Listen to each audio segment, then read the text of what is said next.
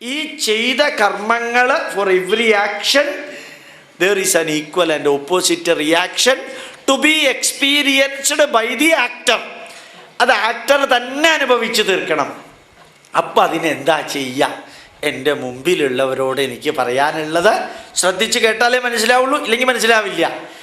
നമ്മളെല്ലാം ചെയ്യുന്ന ദുഷ്ടകർമ്മങ്ങൾ, ആ ദുഷ്ടകർമ്മങ്ങൾക്ക് തുല്യമായ ശിക്ഷ നമ്മൾ അനുഭവിക്കണം.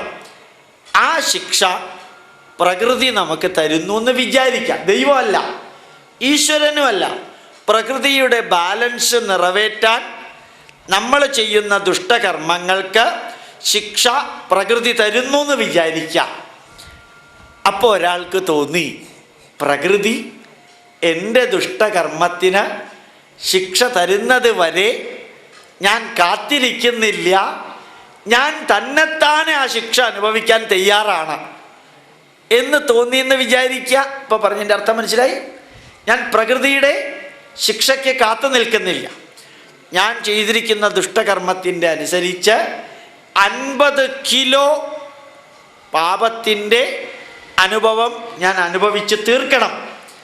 അപ്പോൾ പ്രകൃതി അതിൻ്റെ ശിക്ഷ തരുന്നതിന് മുമ്പ് ഞാൻ തീരുമാനിച്ചു ആ ശിക്ഷ സ്വയം അനുഭവിക്കാൻ. അപ്പം ചെരുപ്പിടാതെ, കവറിങ് ഇല്ലാതെ, കരിമല കയറ്റം കഠിനമെൻ്റെ അയ്യപ്പ എന്നും പറഞ്ഞ് നേരെ ആ കല്ലും മുള്ളും കാലിക്ക് മെത്തയായിട്ട് ശബരിമല വരെ പോയി തിരിച്ചു വന്നു എന്ന് വിചാരിക്കുക. വന്നപ്പോഴത്തേക്ക് ഒരാൾ ചോദിക്കുക, താൻ എന്തെങ്കിലും അനുഭവിച്ചോടോ? എന്തുട്ടാടോ താൻ പറയുന്നത്? കയറിയപ്പോൾ മഴ, മൊത്തത്തിൽ അട്ട, എൻ്റെ ശരീരം മൊത്തത്തിൽ അട്ട കയറി, എനിക്ക് മുമ്പോട്ടും പോകാൻ വയ്യ, പുറകോട്ടും അനുഭവിക്കും. എന്തൊരു അനുഭവമായിരുന്നു ആ മുകളിലേക്ക് ശബരിമലയിൽ പോയപ്പോൾ എന്നറിയോ? ഇത്രയും കാലം ഇങ്ങനെയൊന്നും ഞാൻ അനുഭവിച്ചിട്ടില്ല. അപ്പം മറ്റേ ആൾ പറഞ്ഞു എന്ന് വിചാരിക്കുക, 50 കിലോ അനുഭവിച്ച് തീർക്കേണ്ടതിൻ്റെ 10 കിലോ അനുഭവിച്ചു തീർത്തു. ഇനി എത്ര അനുഭവിക്കാനുണ്ട്? 40 കിലോ. ഇതിപ്പോൾ ശബരിമലയ്ക്ക് 3500 അടി പൊക്കേ ഉള്ളൂ. ഞാൻ പോയത് കൈലാസത്തിൽ 22,750 അടി പൊക്കം. 22,750 അടി പൊക്കം, 52 കിലോമീറ്റർ പ്രദക്ഷിണം നടന്നു വെക്കണം. ഒരൊറ്റ മനുഷ്യനില്ല. അൽസേഷൻ പട്ടികളെ പോലെ കുറേ പട്ടികൾ. ഒരു സാധനവും വഴിയിൽ കിട്ടില്ല. വീണാൽ വീണത് തന്നെ പുറത്തെ ടെമ്പറേച്ചർ -10 ഡിഗ്രി സ്നോ ഇങ്ങനെ വീഴുന്നുണ്ട്. 5ഉം 6ഉം കുപ്പായ ഇട്ടിട്ടുണ്ട്. അതിൻ്റെ പുറത്ത് നമ്മൾ റെയിൻ കോട്ട് ഇട്ടിട്ടുണ്ട്. റെയിൻ കോട്ട് ഇട്ടത് കൊണ്ട് ശരീരത്തിൻ്റെ വിയർപ്പ് പുറത്തേക്ക് പോവില്ല.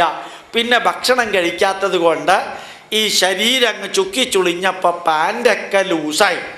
6 പാൻറ്റ് ഇട്ടുകൊണ്ട് കയറിയപ്പോൾ ഈ പാൻറ്റ് ഇങ്ങനെ പൊക്കി പിടിച്ചോണ്ട് കയറൊട്ട് കിട്ടാനില്ല. മനുഷ്യരുള്ള സ്ഥലമല്ല, ഹിമാലയത്തിൻ്റെ മുകളിലാണ്. ഇതിങ്ങനെ പൊക്കി പിടിച്ചോണ്ട് പിന്നെ ഈ ഷൂസും ഇട്ടോണ്ട് 7 സോക്സും ഇട്ടോണ്ട്, കയ്യിൽ ലെതറിൻ്റെ സോക്സും അകത്ത് ഊളൻ സോക്സും ഇട്ടോണ്ട്, തിന്നാനൊന്നുമില്ലാതെ പ്രദക്ഷിണം വെച്ച് വന്നു എന്ന് വിചാരിക്കുക. ഞാൻ അങ്ങനെ വന്നു 3 ദിവസം കൊണ്ട് 52 കിലോമീറ്റർ നടന്നു വന്നാൽ 50 കിലോ അനുഭവിച്ച് തീർക്കാനുള്ളതിൽ എത്ര അനുഭവിച്ച് തീർത്തിട്ടുണ്ടാവും? വെറുതെ ഞാനൊരു നിങ്ങളോട് ഉത്തരം ചോദിക്കുകയല്ല, അത് മനസ്സിലാവുന്നുണ്ടോ എന്ന് ചോദിക്കണം. അപ്പം പ്രകൃതി തരുന്ന ശിക്ഷയ്ക്ക് മുമ്പ് നമ്മൾ തന്നെ അങ്ങ് കൈലാസം വരെ പോയി അനുഭവിക്കാനുള്ളതെല്ലാം അനുഭവിച്ച് തീർത്ത് കഴിയുമ്പോൾ ഒന്ന് മനസ്സിലാവും, 50 കിലോ അനുഭവിച്ച് തീർക്കാനുള്ളതിൽ 40 കിലോ തീർന്നു, ഇനി 10ഉം കൂടിയേ ഉള്ളൂ. അപ്പം യഥാർത്ഥത്തിൽ ജീവിതത്തിൽ നമ്മൾ ചെയ്യുന്ന ദുഷ്ടകർമ്മങ്ങൾക്ക് പരിഹാരകർമ്മം എന്നൊന്നുണ്ട്. അതിന് പറയുന്ന പേര് പ്രായശ്ചിത്ത കർമ്മം. അപ്പോൾ ഈ ജന്മത്തിൽ നമ്മൾ ചെയ്യുന്ന കർമ്മമുണ്ട്, അത് ആർജിത കർമ്മം. ഇപ്പം ചെയ്യുന്ന കർമ്മത്തിന് പേരുണ്ട് പ്രാരബ്ധ കർമ്മം. കഴിഞ്ഞ ജന്മത്തിൽ ചെയ്ത കർമ്മത്തിന് സഞ്ചിത കർമ്മം. അപ്പോൾ കഴിഞ്ഞ ജന്മത്തിൽ സഞ്ചിത കർമ്മം, ഈ ജന്മത്തിൽ തുടക്കം മുതൽക്ക് ഇന്ന് വരെ ആർജിത കർമ്മം, ഇപ്പം ചെയ്തുകൊണ്ടിരിക്കുന്നത് പ്രാരബ്ധ കർമ്മം. ഇതിൻ്റെ മൂന്നിൻ്റെയും നെഗറ്റീവുകൾ ഇറേസ് ഔട്ട് ചെയ്യാൻ നമ്മൾ സ്വയം കുറച്ച് പ്രായശ്ചിത്ത കർമ്മങ്ങൾ ചെയ്താൽ മതി. ഇനി പ്രായശ്ചിത്ത കർമ്മങ്ങൾ ചെയ്യുന്ന വേറൊരു രീതിയുണ്ട്. ഒന്ന് സ്വയം ദുഃഖം അനുഭവിച്ച് നമ്മൾ ആ കർമ്മഫലങ്ങൾ ഇല്ലാതെയാവും. ഇനി വേറൊരു രീതിയുണ്ട്. എൻ്റെ ബാങ്ക് ബാലൻസ് 10,000 രൂപയുണ്ടെന്ന് വിചാരിക്കുക. അത് മുഴുവനും എനിക്ക് സന്തോഷിക്കാനുള്ളതാണ്. ആ സന്തോഷിക്കാനുള്ള സന്തോഷം ഞാൻ വേണ്ടെന്ന് വെച്ചു എന്ന് വിചാരിക്കുക. എന്നിട്ട് ആ 10,000 രൂപ അനാഥാലയത്തിന് കൊടുത്തു എന്ന് വിചാരിക്കുക. അപ്പം ഞാൻ അനുഭവിച്ച് തീർക്കാനുള്ള സന്തോഷം അനുഭവിച്ചിട്ടില്ല എങ്കിൽ എൻ്റെ സത്കർമ്മഫലം അവിടെ തന്നെ ഉണ്ട്. സത്കർമ്മഫലവും ദുഷ്കർമ്മഫലവും തട്ടിക്കിഴിക്കുക. കേട്ടിട്ടുണ്ടോ വാക്ക്? ബുദ്ധിമുട്ടുണ്ടോ മനസ്സിലാക്കാൻ? കുറേ നല്ല കർമ്മം ചെയ്തു, കുറേ ചീത്ത കർമ്മം ചെയ്തു, എല്ലാം കൂടി തട്ടിക്കിഴിച്ച് കഴിഞ്ഞ് നമ്മൾ ഒരാൾക്ക് 500 രൂപ കടം കൊടുക്കാനുണ്ട്. അയാൾ എനിക്ക് 100 രൂപ 200 രൂപ 50 രൂപയായിട്ട് കുറേ ഇങ്ങോട്ടും തരാനുണ്ട്. അവസാനം രണ്ടുപേരും കൂടി ആ മാസം അവസാനം ഇരുന്ന് ഞാൻ തനിക്ക് എത്ര തരാനുണ്ട്, താൻ എനിക്ക് എത്ര തരാനുണ്ടെന്നെല്ലാം കൂടി നോക്കാം. എല്ലാം കൂടി തട്ടി കിഴിച്ചിട്ട് അവസാനം എത്ര പറയും? തട്ടി കിഴിക്കാന്നല്ലേ ആലപ്പുഴയിൽ പറയാ.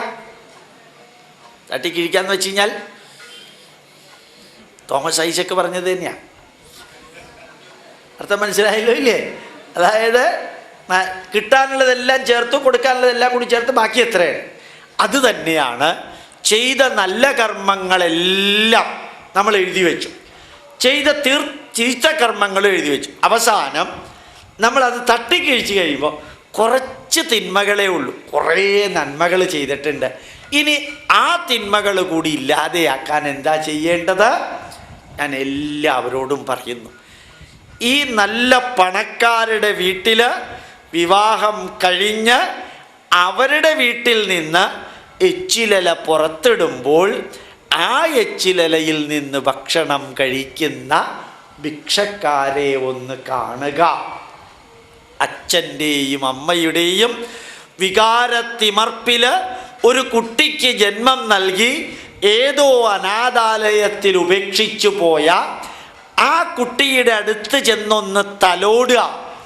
വാർദ്ധക്യത്തിൻ്റെ പരമകാഷ്ടയിൽ കട്ടിലിൽ കിടന്ന് ഉരുണ്ട് ശരീരത്തിലെ തൊലി പോയി പൊള്ളി പുഴുത്ത് പഴുത്ത് സ്മെല്ല് വരുന്നവരുടെ അടുത്ത് ചെന്നിരുന്ന് ഒന്ന് ആശ്വസിപ്പിക്കുക. സാധിക്കുമെങ്കിൽ 3 മാസത്തിലൊരിക്കൽ ഈ ആലപ്പുഴ മെഡിക്കൽ കോളേജ് ആശുപത്രിയുടെ മോർച്ചറിക്കകത്തൊന്ന് കയറുക. മോർച്ചറിക്കകത്ത് കയറി അവിടുത്തെ ഡെഡ് ബോഡിയോടൊന്ന് സംസാരിക്കുക. ചങ്കൂറ്റം ഉണ്ടെങ്കിൽ പേടിക്കാനൊന്നുമില്ല. ചിലപ്പോൾ ചില ഡെഡ് ബോഡിയൊക്കെ എഴുന്നേറ്റ് വരും. പലപ്പോഴും മരിക്കുന്നതിന് മുമ്പ് അകത്തിടാറുണ്ട് ചിലർ. അപ്പോൾ എഴുന്നേറ്റ് വരും, പേടിക്കാനൊന്നുമില്ല. കാരണം നമ്മൾ ഒരു ദിവസം അവിടെ കിടക്കേണ്ടവരാ. ആ രീതിയിൽ തന്നെ ഇതെല്ലാം ഒന്ന് അനുഭവിച്ചു നോക്കുക.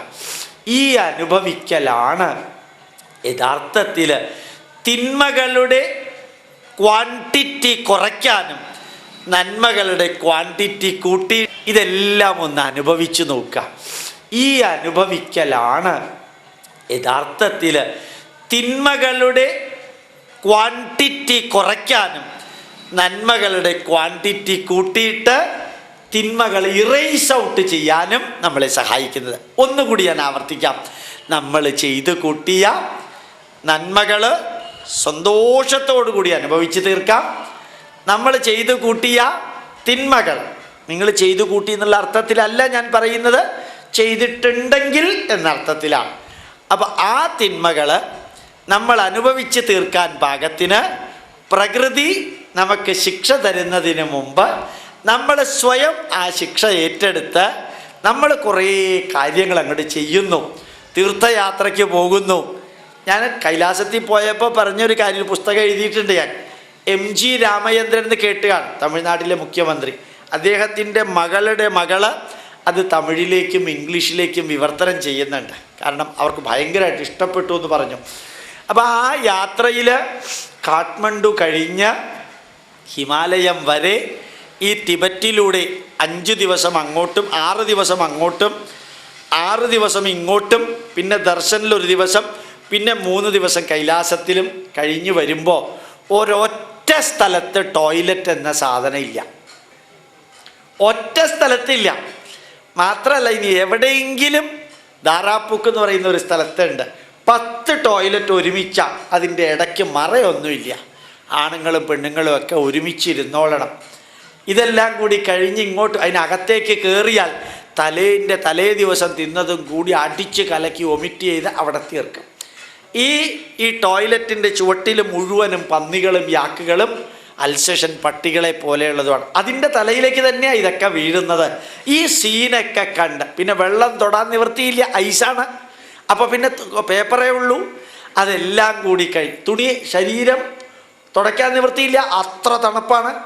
അതേപോലെ തന്നെ ശരീരത്തിൻ്റെ ഡ്രസ്സ് ഊരാൻ നിവൃത്തിയില്ല, ഊരിക്കഴിഞ്ഞാൽ വിറങ്ങലിച്ചു പോവും. ഇങ്ങനെയുള്ള 8, 10, 11 ദിവസം ശരീരത്തിൽ ഒരേ ഡ്രസ്സിട്ട് ഇതൊക്കെ കൂടി പ്രദക്ഷിണം വെച്ച് തിരിച്ചു വരുമ്പോൾ നമുക്ക് എന്ത് പറയാൻ സാധിക്കും? മഹാദേവ, അനുഭവിച്ചു തീർക്കാനുള്ളതെല്ലാം അനുഭവിച്ചു തീർത്തു. അപ്പം പിന്നെ എന്ത് സംഭവിച്ചു? കൈലാസത്തിൽ പോയാൽ സ്വർഗം കിട്ടും. അർത്ഥം മനസ്സിലാവുന്നുണ്ടോ? ചെയ്തു കൂട്ടിയ ദുഷ്ടകർമ്മ ബലം എല്ലാം തീർന്നു. ദുഷ്കർമ്മ ബലം തീർന്നു, ആ ദുഷ്കർമ്മത്തിൻ്റെ ശിക്ഷ നരകവും തീർന്നു. പിന്നെ ഏതാ ഉള്ളത്? പിന്നെ സത്കർമ്മ ബലങ്ങളേ ഉള്ളൂ. ആ സത്കർമ്മ ബലത്തിൻ്റെ പ്രതിഫലം ഏതാണ്? സ്വർഗമാണ്. അപ്പം യഥാർത്ഥത്തിൽ എങ്ങനെയാണ് കൈലാസത്തിൽ പോയാൽ സ്വർഗം കിട്ടുക, പുണ്യം കിട്ടുക എന്ന് പറഞ്ഞാൽ ചെയ്ത തിന്മകൾ, പാപങ്ങൾ ഇറേസ് ഔട്ട് ചെയ്യത്തക്ക വിധത്തിലുള്ള കർമ്മങ്ങൾ ചെയ്ത് പിന്നെ അവശേഷിച്ചിരിക്കുന്നത് നമ്മൾ ചെയ്ത നല്ല കർമ്മങ്ങളും ആ കർമ്മങ്ങളുടെ പ്രതിഫലങ്ങളും ഫലങ്ങളുമാണ്. അത് പുണ്യവും സ്വർഗവുമാണ്. അതുകൊണ്ടാണ് നമ്മൾ പറയാറുള്ളത് കൈലാസത്തിൽ പോയാൽ സ്വർഗം കിട്ടും, ഭാഗവതം വായിച്ചാൽ സ്വർഗം കിട്ടും. എന്താ അങ്ങനെ പറയാൻ കാരണം? വളരെ സിമ്പിള്. അന്ന് വരെ മനസ്സിനകത്ത് ധാരാളം വാശിയും പകയും ഉണ്ടായിരുന്നു. ഭാഗവതത്തിൻ്റെ അർത്ഥം പദാനുപദം പഠിച്ചു.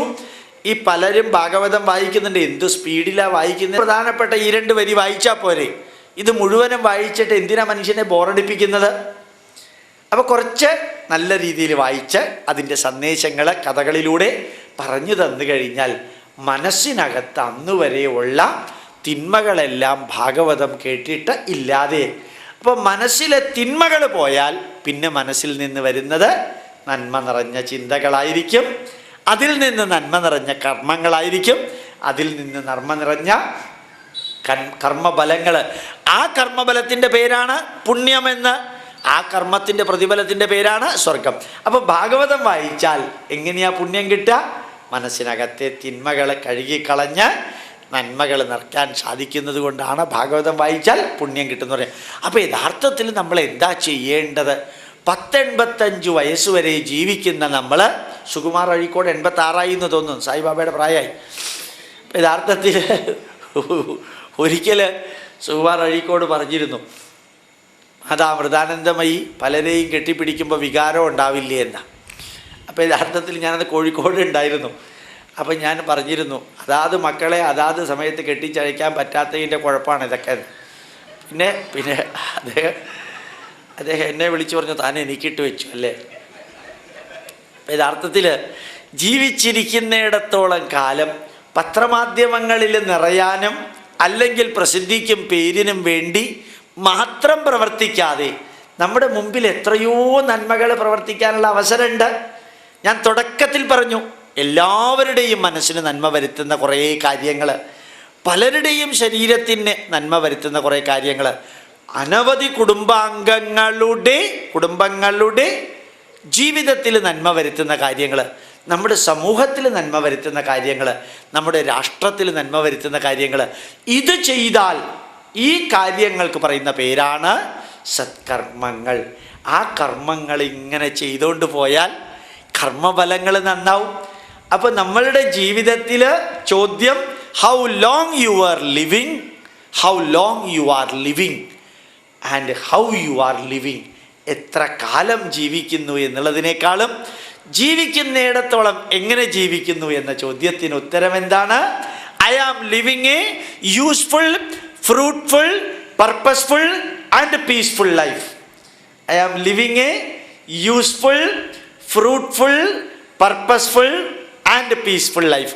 അങ്ങനെ ഒരു ജീവിതം നയിക്കാൻ സാധിച്ചാൽ അതിന് ചിലപ്പോൾ നമ്മൾ പറയാറില്ലേ, എന്താ അയാൾക്ക് വല്ല കുറവുണ്ടോ? സ്വർഗ സമാനമായ ജീവിതമല്ലേ അയാൾ നയിക്കുന്നത്. സ്വർഗസുഖമല്ലേ അയാൾ നയിക്കുന്നതെന്ന് ചിലർ പറയാറുണ്ട്. അതിൻ്റെ അർത്ഥം എന്താ?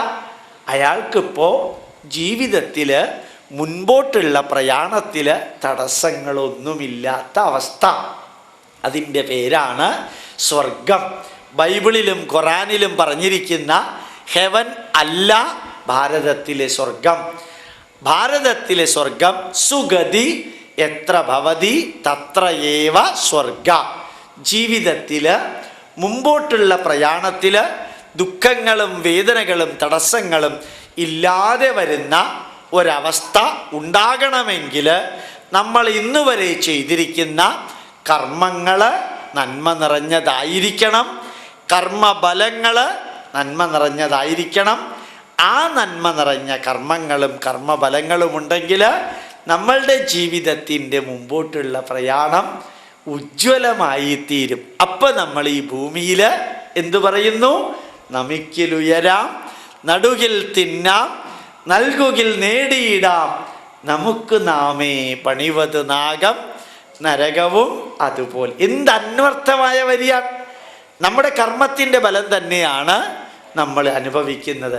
രാവണൻ എന്തുകൊണ്ട് ശ്രീരാമൻ്റെ അസ്ത്രമേറ്റ് വീണ് മരണമടയേണ്ടി വന്നു? വില്ലാളി വീരൻ, വീരശൂര പരാക്രമി, 10 തലയുടെ കപ്പാസിറ്റിയുള്ള രാക്ഷസ കുലത്തിൽ ജനിച്ച ആള് ചെയ്ത തെറ്റ് വേറൊരു വ്യക്തിയുടെ ഭാര്യയെ തൻ്റെ ഭാര്യയാക്കാൻ ശ്രമിച്ചു. അതേപോലെ നിങ്ങൾക്കറിയാം ഭീഷ്മ പിതാമഹൻ, ഭീഷ്മരെന്ന് കേട്ടിട്ടുണ്ടാവും, ഞാൻ തെറ്റിദ്ധരിക്കുന്നു. ഭീഷ്മര് മഹാഭാരതത്തിലെ കഥാപാത്രമാണ്. ആ ഭീഷ്മര് മാത്രം ശരശയ്യയെ കിടക്കാൻ കാരണം എന്താ? ദുര്യോധനൻ പോലും ശരശയ്യയെ കിടന്നില്ല. എത്രയോ ദുഷ്ടമനസ്സുള്ളവർ അപ്പുറത്തുണ്ട്. ദ്രൗപദിയുടെ വസ്ത്രാക്ഷേപം നടത്തിയ ദുശാസനൻ പോലും ശരശയ്യയെ കിടന്നില്ല. ധർമ്മം അറിയാവുന്ന ആൾ, അത്രയും ധർമ്മബോധമുള്ള ഭീഷ്മര് മാത്രം എന്തുകൊണ്ട് ശരശയ്യയിൽ കിടന്നു? ഉത്തരം ലളിതമാണ്. രാഷ്ട്രത്തെ സംരക്ഷിച്ചു കൊള്ളാം എന്ന് പ്രതിജ്ഞയെടുത്ത ഭീഷ്മര് രാഷ്ട്രത്തെ ഭരിക്കുന്നവരെ സംരക്ഷിച്ചു കൊള്ളാം എന്ന പ്രതിജ്ഞയാക്കി മാറ്റി. അതാണ് അബദ്ധം പറ്റിയത്. രാഷ്ട്രത്തെ സംരക്ഷിച്ചു കൊള്ളാം എന്നുള്ള പ്രതിജ്ഞയാണ് ഭീഷ്മ പ്രതിജ്ഞ. പക്ഷെ അദ്ദേഹം ധരിച്ചു രാഷ്ട്രത്തെ ഭരിക്കുന്നവരെ സംരക്ഷിക്കലാണ് എൻ്റെ ദൗത്യം. അപ്പം എന്തു ചെയ്തു? അധർമ്മത്തിൻ്റെ കൂട്ടത്തിൽ നിന്നുകൊണ്ട് അധർമ്മത്തെ ജയിപ്പിക്കാൻ കൗരവർക്ക് വേണ്ടി ഭീഷ്മര് യുദ്ധം ചെയ്തു. അധർമ്മത്തിന് വേണ്ടി യുദ്ധം ചെയ്തു, കൗരവർക്ക് വേണ്ടി യുദ്ധം ചെയ്തു. അധർമ്മത്തെ രക്ഷിക്കാൻ വേണ്ടി യുദ്ധം ചെയ്തപ്പോൾ പരിണതഫലം ആ അധർമ്മ കർമ്മത്തിൻ്റേത് അനുഭവിക്കേണ്ടി വന്നു. മറ്റുള്ളവർക്ക് എന്തുകൊണ്ടത് വേണ്ടി വന്നില്ല? അവർ ചെയ്യുന്നത് അധർമ്മമാണെന്ന് അവർക്കറിഞ്ഞൂടാ. ഭീഷ്മർക്കറിയാം. ഭീഷ്മർക്ക് നല്ലോണം അറിയാം താൻ ചെയ്യുന്നത് അധർമ്മമാണ് എന്ന്. എന്താ അതങ്ങനെ പറയാൻ കാരണം? ഗോപാലകൃഷ്ണൻ എങ്ങനെ അറിയാം ഭീഷ്മര് ചെയ്യുന്നത് അധർമ്മമാണെന്ന്? ഭീഷ്മർക്കറിയാമെന്ന് ഭീഷ്മര് തന്നെയാണ് അർജുനനോട് പറഞ്ഞത്. നിന്റെ മുമ്പിൽ ശിഖണ്ഡിയെ നിർത്തിയിട്ട് എൻ്റെ നേർക്ക് അസ്ത്രമയക്കാൻ. അപ്പം ഞാൻ ചെയ്യുന്നത് തെറ്റാണെന്ന് അറിഞ്ഞുകൊണ്ടല്ലേ മുമ്പിൽ ശിഖണ്ഡിയെ നിർത്തിയിട്ട് എന്നെ വധിക്കാനായിട്ട് പറഞ്ഞത്? അപ്പം അധർമ്മവും അനീതിയും അന്യായവും വ്യക്തമായിട്ടറിയാമായിരുന്നിട്ടും ഭീഷ്മര് അധർമ്മത്തിൻ്റെ പക്ഷത്ത് നിന്ന് യുദ്ധം ചെയ്തതിൻ്റെ പരിണത ഫലം നേടിയിടാം, നമുക്ക് നാമേ പണിവത് നാഗം നരകവും അതുപോലെ. എന്ത് അന്വർത്ഥമായ വരിയാണ്! നമ്മുടെ കർമ്മത്തിൻ്റെ ബലം തന്നെയാണ് നമ്മൾ അനുഭവിക്കുന്നത്. രാവണൻ എന്തുകൊണ്ട് ശ്രീരാമൻ്റെ അസ്ത്രമേറ്റ് വീണ് മരണമടയേണ്ടി വന്നു? വില്ലാളി വീരൻ, വീരശൂര പരാക്രമി, 10 തലയുടെ കപ്പാസിറ്റിയുള്ള രാക്ഷസ കുലത്തിൽ ജനിച്ച ആള് ചെയ്ത തെറ്റ് വേറൊരു വ്യക്തിയുടെ ഭാര്യയെ തൻ്റെ ഭാര്യയാക്കാൻ ശ്രമിച്ചു. അതേപോലെ നിങ്ങൾക്കറിയാം ഭീഷ്മ പിതാമഹൻ, ഭീഷ്മരെന്ന് കേട്ടിട്ടുണ്ടാവും, ഞാൻ തെറ്റിദ്ധരിക്കുന്നു. ഭീഷ്മര് മഹാഭാരതത്തിലെ കഥാപാത്രമാണ്. ആ ഭീഷ്മര് മാത്രം ശരശയ്യയെ കിടക്കാൻ കാരണം എന്താ? ദുര്യോധനൻ പോലും ശരശയ്യയെ കിടന്നില്ല. എത്രയോ ദുഷ്ടമനസ്സുള്ളവർ അപ്പുറത്തുണ്ട്. ദ്രൗപദിയുടെ വസ്ത്രാക്ഷേപം നടത്തിയ ദുശാസനൻ പോലും ശരശയ്യെ കിടന്ന് ആചാര്യരുടെ പ്രതിമ വെച്ചിട്ടാണ് അസ്ത്രവിദ്യ അഭ്യസിച്ചത്. അപ്പോൾ ദ്രോണാചാര്യർക്ക് ഒരു കാരണവശാലും ഗുരുദക്ഷിണ നൽകേണ്ട ആവശ്യമില്ല. എന്നിട്ടും അദ്ദേഹം ഗുരുദക്ഷിണ ചോദിച്ചു. അതിൻ്റെ പരിണതഫലം, ആ കർമ്മഫലമാണ് അശ്വത്ഥാമാവ് മരിച്ചു എന്ന് കേട്ട് ഹൃദയം പൊട്ടി മരിക്കുന്നതിനിടയ്ക്ക് ഇങ്ങനെയുള്ള ദുര്യോഗം ഉണ്ടായത്. അപ്പോൾ ഇന്നും നമ്മൾ ചിന്തിക്കാനുള്ളത്, ഏറ്റവും ഇമ്പോർട്ടൻ്റ്, കഴിഞ്ഞ ജന്മത്തിൽ ചെയ്ത അനവധി കർമ്മങ്ങളുടെ ഫലങ്ങളാണ് നമ്മൾ ഇങ്ങനെയൊക്കെ ആവാൻ കാരണം. അപ്പം നമ്മൾ ഇങ്ങനെ ആവാൻ കാരണം എന്താണെന്ന് ചോദിച്ചാൽ എന്താ ഒറ്റ വരിയിൽ ഉത്തരം? കഴിഞ്ഞ ജന്മത്തെ ചെയ്ത നന്മകളും തിന്മകളും ചേർത്ത് ആത്മാവ് തിരഞ്ഞെടുത്ത ശരീരമാണ് ഇത്. ഈ ജന്മത്തിൽ ചെയ്ത നന്മകളും തിന്മകളും ഈ ജന്മത്തിൽ അനുഭവിച്ച് തീർത്തിട്ടില്ലെങ്കിൽ എൻ്റെ ആത്മാവ് ആ ആത്മാവ് കർമ്മബലവും കൊണ്ട് വേറൊരു ശരീരത്തെ തിരഞ്ഞെടുക്കും. എത്ര കാലം ഇത് സംഭവിക്കും? വളരെ ലളിതമായൊരു ഉത്തരം. ആത്മാവ് കർമ്മബലവും കൊണ്ടുപോകുമ്പോൾ 80% പാപവും 20% പുണ്യവുമാണെങ്കിൽ നമ്മുടെ ആത്മാവ് രണ്ടാമത്തെ ലെവലിൽ നിൽക്കുന്നു. രണ്ടാമത്തെ ലെവല് 60% പാപവും 40% പുണ്യവുമാണെങ്കിൽ മൂന്നാമത്തെ ലെവല്. 40% പാപവും 60% പുണ്യവുമാണെങ്കിൽ നാലാമത്തേത്. 20% പാപവും 80% പുണ്യവുമാണെങ്കിൽ അഞ്ചാമത്തേത്. 100% പുണ്യമാണെങ്കിൽ ആറാമത്തേത്. ആറാമത്തെ ലെവല് കഴിഞ്ഞാൽ individual soul will get dissolved in cosmic soul. ജീവാത്മാവ് പരമാത്മാവിൽ അലിഞ്ഞു ചേർന്നാൽ പിന്നെ ജനനമില്ല, മരണമില്ല. നമ്മൾ പണ്ട് ഒരു മലയാളത്തിലെ കീർത്തനം ചൊല്ലാറില്ലേ? പടിയാറും കടന്നവിടെ ചെല്ലുമ്പോൾ ശിവനെ കാണാതും ശിവശംഭോ. മലയാളമായ സ്ഥിതിക്ക് നിങ്ങൾ മലയാളികളാണ്, കേട്ടിട്ടുണ്ടാവില്ല. അപ്പോൾ യഥാർത്ഥത്തിൽ 6 പടികളുണ്ട്. ഈ 6 പടിയും ഗോപാലകൃഷ്ണൻ പറഞ്ഞതല്ല, 6 പടിയും ബ്രയൻ എൽ വൈസ് പറഞ്ഞതാ. ആ ബ്രയൻ എൽ വൈസിൻ്റെ പുസ്തകത്തിലുള്ളതാണ്. അപ്പോൾ ഭഗവത്ഗീതയിൽ പറയുന്നതും നമ്മുടെ കീർത്തനത്തിൽ പറയുന്നതും ആയിരക്കണക്കിന് വർഷങ്ങൾക്ക് മുമ്പ് ഭഗവത്ഗീതയിൽ എഴുതിയതും 5 വർഷങ്ങൾക്ക് മുമ്പ് ബ്രയൻ എൽ വൈസിൻ്റെ പുസ്തകത്തിൽ എഴുതിയതും ഒരേ എക്സ്പ്ലനേഷനാണ്. അപ്പം നമ്മളൊക്കെ ഇപ്പോൾ ഏത് അവസ്ഥയിലാണെന്ന് ചോദിച്ചാൽ ഇവിടെ നിന്ന് നോക്കിയാൽ എനിക്ക് പറയാൻ സാധിക്കും, നമ്മളെല്ലാവരും ഏതാണ്ട് രണ്ടാമത്തെ ലെവലിലാണ് നിൽക്കുന്നത്. ഇനി 3 കഴിഞ്ഞ് 4 കഴിഞ്ഞ് 5 കഴിഞ്ഞ് 6 കഴിയുമ്പോഴത്തേക്കും ഒരു 10,200 വർഷം കഴിയും. അതും ഇപ്പം കയ്യിലിരിപ്പ് മാതിരി ഉള്ളത് തന്നെയാണെങ്കിൽ ഒരു സംശയമില്ല, രണ്ടിൽ തന്നെ ഇങ്ങനെ ഇരിക്കും. രണ്ടിൽ തന്നെ 10 ദിവസം പരോള് കിട്ടിയെന്ന് പറഞ്ഞ് കൂടാനൊന്നും പോണില്ല. പരോള് കിട്ടിയാലൊന്നും മാറുമൊന്നുമില്ല, അതും അനുഭവിക്കണം. ഈ 200 കോടി കരുണാനിധിയുടെ TV-ക്ക് മേടിച്ചില്ലേ, അവിടെയും അനുഭവിക്കണം. 1,60,758 കോടി അതും അനുഭവിക്കണം. ഇതൊക്കെ അനുഭവിച്ച് തീർക്കലാണ്. ഇവിടെ വെച്ച് തന്നെ തീർത്താൽ അടുത്ത ജന്മത്തിലേക്ക് കൊണ്ടുപോവില്ല. അതുകൊണ്ടായിരിക്കും 1970 ഫെബ്രുവരി 18 വർഗീസിനെ കൊന്ന ആ തെറ്റിൽ IG ലക്ഷ്മണയ്ക്ക് അല്ലേ, IG ലക്ഷ്മണയ്ക്ക് ജയിൽവാസം കിട്ടിയത്. അടുത്ത ജന്മത്തിലേക്ക് കൊണ്ടുപോകണ്ട, ഇവിടെ വെച്ച് തന്നെ തീർത്തിട്ട് അങ്ങോട്ട് പൊക്കോളനായിരിക്കും. നല്ല മനുഷ്യനായതുകൊണ്ടായിരിക്കും അത് സംഭവിച്ചത്. ഇവിടെ വെച്ച് തന്നെ എല്ലാം തീർത്തു കഴിഞ്ഞാൽ പിന്നെ അടുത്ത ജന്മത്തിലേക്കൊന്നും കൊണ്ടുപോകണ്ട. വളരെ പെട്ടെന്ന് ചിലപ്പോൾ ആത്മാവ് ഉയർന്ന 4ാമത്തെ ലെവലിൽ എത്തിയെന്ന് വരും. അപ്പോഴും IG ആയാൽ പിന്നെ 3ാമത്തെ ലെവലിലേക്ക് പിന്നെയും വരും. അപ്പം അതുകൊണ്ട് IG ആവണ്ടെന്ന് പറയുകയാണ് നല്ലത്. അപ്പോൾ യഥാർത്ഥത്തിൽ നമ്മളുടെ ഈ ലെവല് കൃത്യമായിട്ട് പറയാം. അപ്പം ശരിക്കും പറഞ്ഞാൽ ഭാരതീയ പൈതൃകത്തിലെ പൂർവജന്മ കർമ്മബലം, സഞ്ചിത കർമ്മം, ആർജിത കർമ്മം, പ്രാരബ്ധകർമ്മം, പാപം, പുണ്യം, പാപകർമ്മം, പുണ്യകർമ്മം, ഇതെല്ലാം പ്യുവർ സയൻസാണ്. ശാസ്ത്രം എന്ന വാക്കല്ല ഞാൻ ഉപയോഗിക്കുന്നത്.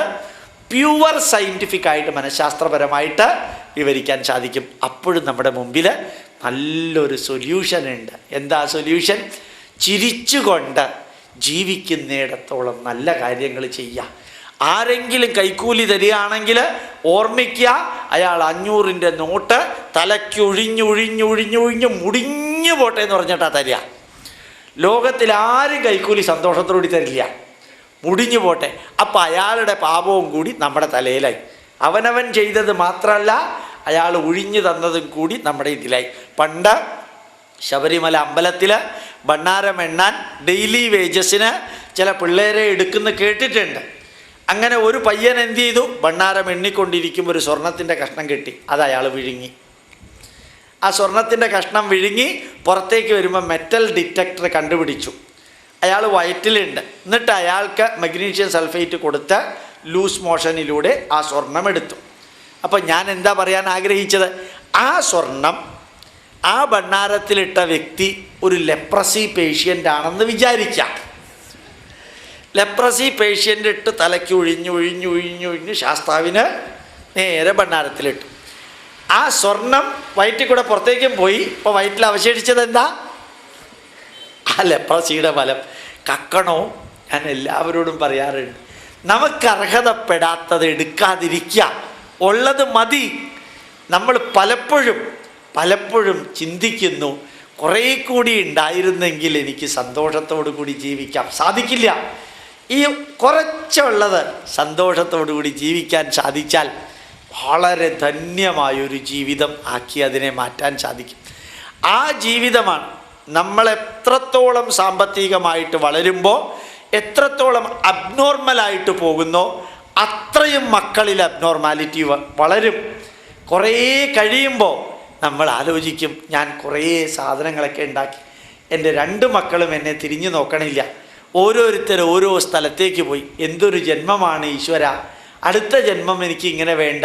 ഇത് തുടക്കത്തിലൊന്ന് ചിന്തിച്ചിരുന്നെങ്കിൽ, ഞാൻ ഉറപ്പിച്ചു പറയുന്നു, തുടക്കത്തിലൊന്ന് ചിന്തിച്ചിരുന്നെങ്കിൽ, small is beautiful, small is beautiful. മക്കളുടെ കൂട്ടത്തിൽ നന്മ പറഞ്ഞു കൊടുത്ത് ലഭിക്കുന്ന സമ്പത്ത് കൊണ്ട് വളരെ ചൈതന്യവത്തായ ഒരു ധന്യമായ ജീവിതം നമുക്ക് നയിക്കാൻ സാധിക്കുമെങ്കിൽ, ഇപ്പം ഞങ്ങൾ വന്നത് നെടുമുടി വഴിക്കാം. നെടുമുടിയിൽ ബീവറേജസ് കോർപ്പറേഷൻ്റെ ഒരു കടയുണ്ട്. ആ കടയുടെ മുമ്പിൽ തിരക്ക് തൃശ്ശൂർ പൂരം മാതിരിയാണ്. ബീവറേജസ് കോർപ്പറേഷൻ്റെ മുമ്പിൽ തിരക്ക്. ഇതൊക്കെ കൂടി അടിച്ച് അവസാനം ലിവർ ഇല്ലാതെ ഇങ്ങനെ നടക്കുമ്പോഴത്തേക്കും പലരും ചോദിക്കും, സാറിന് വിഷമമൊന്നും ഇല്ലല്ലോ, ആ സുഖം തന്നെയല്ലേ? എന്ത് സുഖാടോ, ഇവിടെയുള്ള പകുതി ഇല്ല അകത്ത്. അതെന്താ പോയത്? ലിക്കറടിച്ചിട്ടാ. ആ ലിക്കറടിച്ചപ്പോൾ കിട്ടിയ സുഖം 99% ഉറങ്ങിപ്പോയി. ലിക്കറടിച്ച് 10 മിനിറ്റ് കഴിയുമ്പോൾ ഉറങ്ങുന്നതാണ് ഞാൻ കേട്ടിരിക്കുന്നത്. അത് ഉറങ്ങിക്കഴിഞ്ഞാൽ ആ സുഖവും പോയി. പക്ഷെ ഉറക്കം വരാതെ ഈ ലിവർ പോയവൻ 16,000 രൂപ കൊടുത്ത് കിഡ്നിയും പോയപ്പോൾ ഡയാലിസിസ് ചെയ്ത് ജീവിക്കുമ്പോൾ കൈ 2 കൂപ്പി പ്രാർത്ഥിക്കില്ലേ, ഈ ജന്മം ഒന്ന് അവസാനിച്ചാൽ മതി ഈശ്വരാന്ന്. അതിനെന്താ പറയുക? ചെയ്തു കൂട്ടിയ കർമ്മബലം. ഈ ജന്മത്തിൽ ചെയ്തു കൂട്ടിയ കർമ്മബലമാണത്, കഴിഞ്ഞ ജന്മത്തിലെ അല്ല. അതുകൊണ്ട് ഈ ജന്മത്തിലും നല്ലത് ചെയ്യാം. കഴിഞ്ഞ ജന്മത്തിലെ ഒന്നും നമുക്കിപ്പോൾ ചെയ്യാൻ തിരുത്താൻ പറ്റില്ല. അതുകൊണ്ട് സാധിക്കുന്നിടത്തോളം എൻ്റെ മുമ്പിൽ ശ്രദ്ധിച്ചിരിക്കുന്നവരോട് എനിക്ക് പറയാനുള്ളത് ഒന്ന് മാത്രം, നമ്മുടെ ജീവിതത്തെ ധന്യമാക്കാൻ ഇത്രയും അധികം വിഷമമൊന്നുമില്ല. വളരെ സുഖമാണ്, സന്തോഷത്തോടു കൂടിയാണ്. ഈ ലോകത്തിൽ മാറ്റം വരുത്തണമെങ്കിൽ എല്ലാവരിലും മാറ്റം വരുത്തണ്ട, എന്നിൽ മാറ്റം വരുത്തിയാൽ മതി. നിങ്ങളെയെല്ലാം പച്ചയായിട്ട് കാണണമെങ്കിൽ ഇവിടെ പച്ച പെയിൻ്റ് അടിക്കേണ്ട ആവശ്യമില്ല. പച്ച നിറത്തിലുള്ള ഗ്ലാസ്സുള്ള ഒരു കണ്ണട ഞാൻ വെച്ചാൽ ഇവിടെ മുഴുവനും പച്ചയായിട്ട് എനിക്ക് കാണാൻ സാധിക്കും. അപ്പോൾ എന്നിൽ മാറ്റം വരുത്തിയാൽ ചുറ്റുപാടുകളിൽ മാറ്റം ഉണ്ടാവും. ആ മാറ്റം നമ്മളിൽ വരുത്തുക എന്നുള്ളത് മനസ്സിലാണ് ആദ്യം വേണ്ടത്. ആ മനസ്സ് മാറിയാൽ ഈ ലോകത്തിലെ എല്ലാ സംഭവങ്ങളും നമുക്ക് വേദന ഉണ്ടാക്കില്ല. ഈവൻ വേദന ഉണ്ടാക്കുന്നത് പോലും നല്ലതാണെന്ന് തോന്നും. അതാണ് കുന്തി ദേവിയുടെ അടുത്ത് ശ്രീകൃഷ്ണൻ ചോദിച്ചു. കുന്തി ദേവിയോട് ശ്രീകൃഷ്ണൻ ചോദിച്ചു, അമ്മേ, അമ്മയ്ക്ക് എന്ത് വരാണ് വേണ്ടത്? ഉടനെ കുന്തി ദേവി പറഞ്ഞു, നിരന്തരം ജീവിതത്തിൽ തടസ്സങ്ങൾ ഉണ്ടാവണം, നിരന്തരം ജീവിതത്തിൽ കഷ്ടപ്പാടുകൾ ഉണ്ടാവണം. അപ്പം കൃഷ്ണൻ കുന്തിയോട് ചോദിച്ചു, എല്ലാവരും വരം ചോദിക്കുന്നത് നല്ല ഒരു കൊട്ടാരം വേണം, സുഖം വേണം, സന്തോഷം വേണമെന്നാണ്. അമ്മ മാത്രം കഷ്ടപ്പാട് വേണമെന്നാണ് വരം ചോദിച്ചത്. എന്താ കാരണം? ഉടനെ കുന്തി മറുപടി പറഞ്ഞു, കൃഷ്ണ, കഷ്ടപ്പാട് വരുമ്പോൾ മാത്രമേ മനുഷ്യർ നിന്നെ എപ്പോഴും ഓർമ്മിക്കുള്ളൂ. അപ്പം എനിക്ക് എന്നും കഷ്ടപ്പാടാണെങ്കിൽ എന്നും നിന്നെ ഓർമ്മിക്കാമല്ലോ. എനിക്ക് നിന്നെ എന്നും ഓർമ്മിച്ചാൽ എൻ്റെ മനസ്സെന്നും നന്മ നിറഞ്ഞതായിത്തീരും കൃഷ്ണ, അത് മതി എന്ന് പറഞ്ഞത്. ഈ ഇതിഹാസത്തിലെയും പുരാണത്തിലെയും കഥകളെല്ലാം നമ്മളെ ഓർമ്മിപ്പിക്കുന്നു, സുഖവും സന്തോഷവും അന്വേഷിച്ച് ലോകത്തിൽ ഒരിടത്തും പോവേണ്ട, ഇവിടെ തന്നെ ഉണ്ടത്, ഇവിടെ തന്നെ ഉണ്ട്. പാട്ട് ചെവിയിൽ കൂടെ അകത്തേക്ക് കേൾക്കണം, ദൃശ്യം കണ്ണിൽ കൂടെ അകത്തേക്ക് പോകണം, വാസന മൂക്കിൽ കൂടെ അകത്തേക്ക് പോകണം, സ്വാദ് നാവിൽ കൂടെ അകത്തേക്ക് പോകണം, അതേപോലെ തന്നെ തണുപ്പും ചൂടും ത്വക്കിൽ കൂടെ അകത്തേക്ക് പോകണം. പക്ഷേ സന്തോഷം എന്നുള്ളത് പുറത്ത് നിന്ന് അകത്തേക്ക് പോവുകയല്ല, അകത്ത് നിന്ന് പുറത്തേക്ക് വരികയാണ് വേണ്ടത്. ആ ജീവിതത്തെ ധന്യമാക്കാനാണ് മനസ്സിൽ മാറ്റം വരുത്തണം. ഭാര്യയും ഭർത്താവും തമ്മിലുള്ള ജീവിതത്തിൽ ആര് വലുത് ആര് ചെറുത് ഒന്നുമില്ല. തിരുവനന്തപുരത്ത് എനിക്ക് അറിയപ്പെടുന്നൊരു ഡോക്ടർ, കണ്ണാശുപത്രിയിലെ സൂപ്രണ്ടായിരുന്നു, കൊല്ലത്തെ കണ്ണാശുപത്രിയിലെ സൂപ്രണ്ട്, നല്ലൊരു മനുഷ്യൻ, രാജകീയ പ്രൗഢിയുള്ളൊരു മനുഷ്യൻ. രാവിലെ 7 മണിക്ക്, കഴിഞ്ഞ മാസം രാവിലെ 7 മണിക്ക് ഭാര്യയും അദ്ദേഹവും സംസാരിച്ചുകൊണ്ടിരിക്കുക. ഇങ്ങനെ സംസാരിച്ചുകൊണ്ടിരുന്നു, ഭാര്യ ഇടത്തോട്ട് പതുക്കെ ചെരിഞ്ഞു. ഉടനെ തിരുവനന്തപുരത്തെ കിംസ് ആശുപത്രിയിൽ കൊണ്ടുപോയി. അവർ രാവിലെ 8 മണിക്ക് അഡ്മിറ്റ് ചെയ്ത പേഷ്യൻറ്റിനെ രാത്രി 9 മണിയായിട്ടും പരിശോധിച്ചില്ല. 9:30 മണിക്ക് ഡോക്ടറുടെ ഭാര്യ മരിച്ചു. ആലോചിച്ച് നോക്കാം. എന്ന് വേണമെങ്കിലും നമ്മളുടെ മരണം നമ്മുടെ കൂട്ടത്തിലുണ്ട്, അത് നമ്മളുടെ കയ്യിലല്ല. ഈ ലോകത്തിൽ നമുക്ക് എന്ന് ജനിക്കണമെന്ന് മരിക്കണമെന്ന് തീരുമാനിക്കാനുള്ള സ്വാതന്ത്ര്യം ഇല്ല. ആണായിട്ട് ജനിക്കണമോ പെണ്ണായിട്ട് ജനിക്കണമോ എന്ന് തീരുമാനിക്കാനുള്ള സ്വാതന്ത്ര്യം ഇല്ല. ഏത് വീട്ടിൽ ജനിക്കണം, ഏത് അമ്മയുടെ മകനായി ജനിക്കണമെന്ന് തീരുമാനിക്കാൻ സ്വാതന്ത്ര്യം ഇല്ല. തൊലി വെളുത്തത് വേണോ കറുത്തത് വേണോ എന്ന് തീരുമാനിക്കാൻ സ്വാതന്ത്ര്യം ഇല്ല.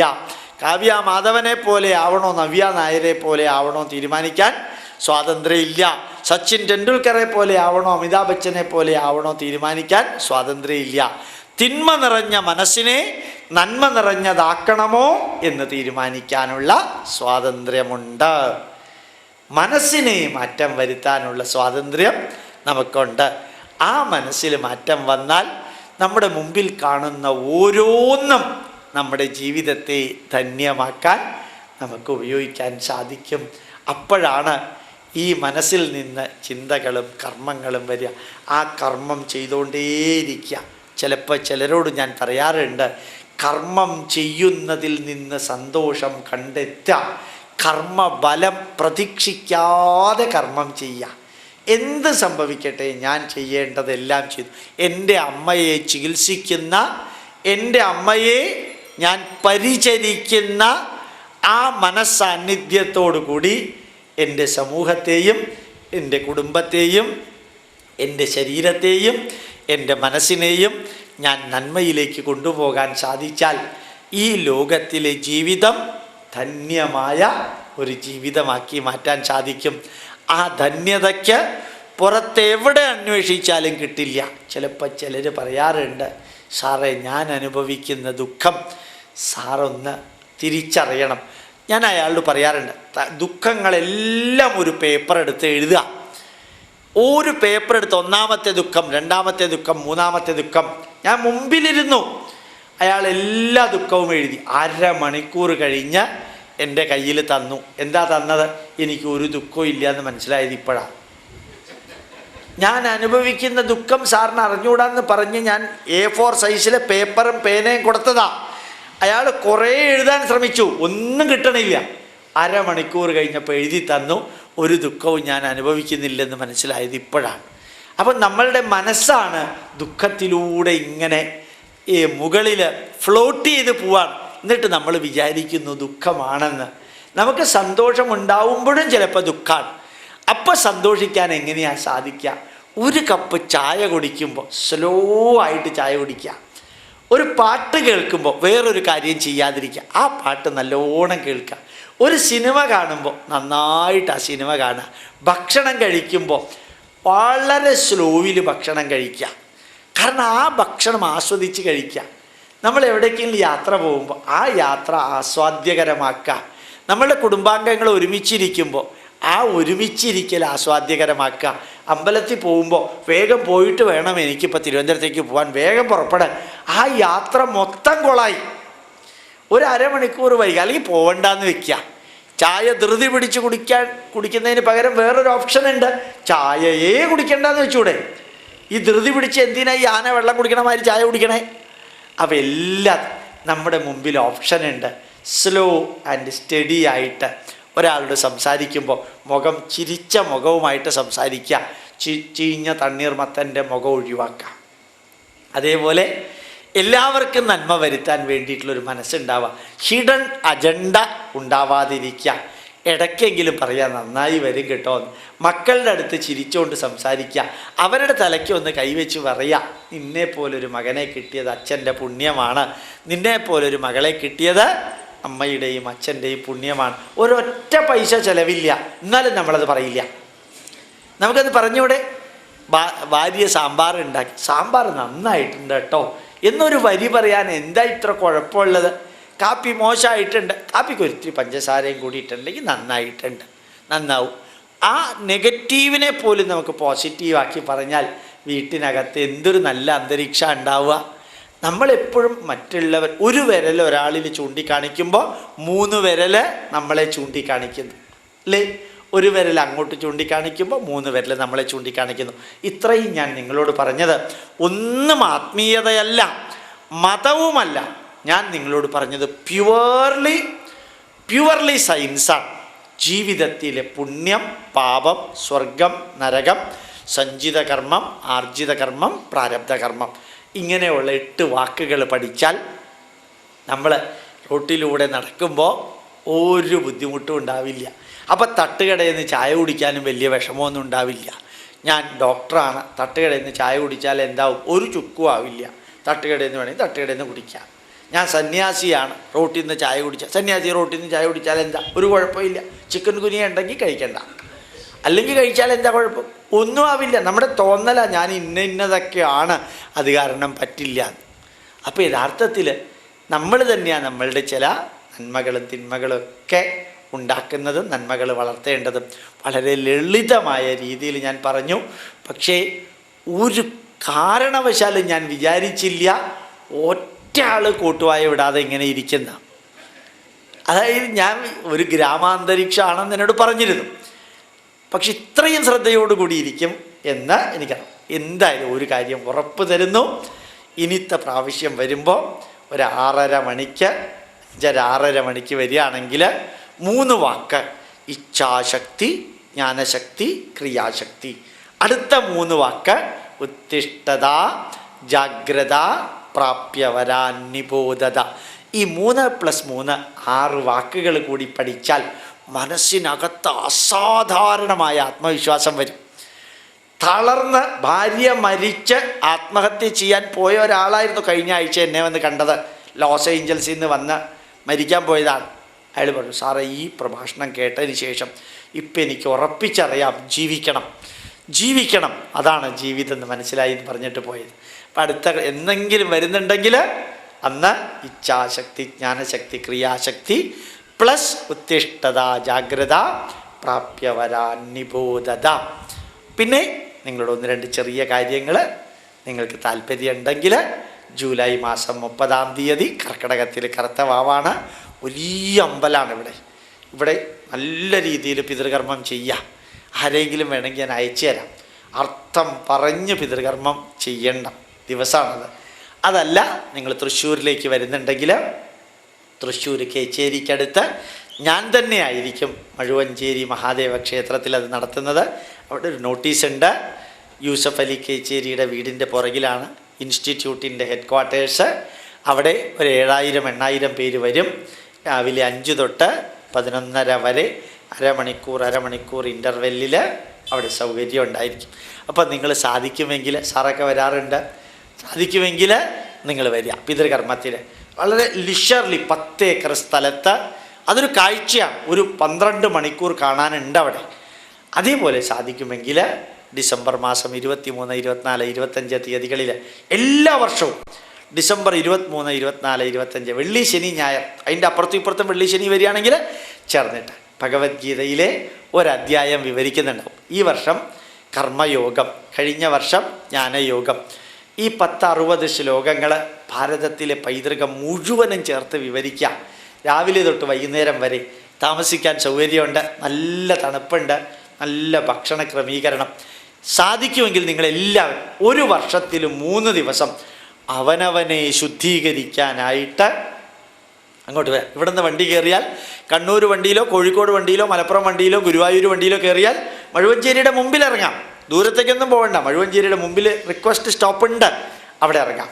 മൂന്നാമതായിട്ട് എനിക്ക് പറയാനുള്ളത്, നിങ്ങൾക്ക് ഇമെയിൽ അഡ്രസ്സ് ഉണ്ടെങ്കിൽ അവിടെ ഒരു സ്ലിപ്പ് വെച്ചിട്ടുണ്ട്, കുറേ സ്ലിപ്പ് ഒരു ബോക്സിൽ വെച്ചിട്ടുണ്ട്. ആ ഇമെയിൽ അഡ്രസ്സിൽ ക്ലിയറായിട്ട് നിങ്ങളുടെ ഇമെയിൽ എഴുതുകയാണെങ്കിൽ നിങ്ങൾക്ക് എല്ലാ ആഴ്ചയിലും ഇമെയിൽ കിട്ടും. പിന്നെ ഒരു ചെറിയ ദുഃഖകരമായ വസ്തുത, കഴിഞ്ഞ വർഷം ഞാൻ അരുണാചലിലും ആസാമിലും പോയപ്പോൾ ഭയങ്കരമായിട്ട് മതപരിവർത്തനം നടക്കുന്ന ഒരു കാഴ്ച കണ്ടു. 5 കൊല്ലം മുമ്പ് ഞാൻ പോയപ്പോൾ അരുണാചൽ പ്രദേശിൽ 8 ലക്ഷം ജനങ്ങൾ ഉണ്ടായിരുന്നതിൽ 20,000 പേരായിരുന്നു ക്രിസ്ത്യാനികൾ.